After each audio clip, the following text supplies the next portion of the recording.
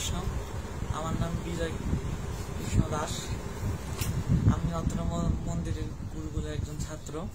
বিগত 6 মাস থেকে আমি মন্দিরে আসছি। আমি আমি ভক্তিবিনোদ গদাধর গোস্বামী মহারাজের ব্যাপারে কিছু বলতে চাই।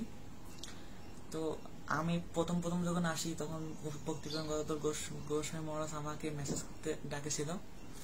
এখন মেসেজ করতে ভক্তিবিনোদ গদাধর গোস্বামী মহারাজের কিছু শারীরিক পরিবর্তন ঘটে। শারীরিক পরিবর্তন ঘটা মানে আমি যখন মেসেজ করি মহারাজের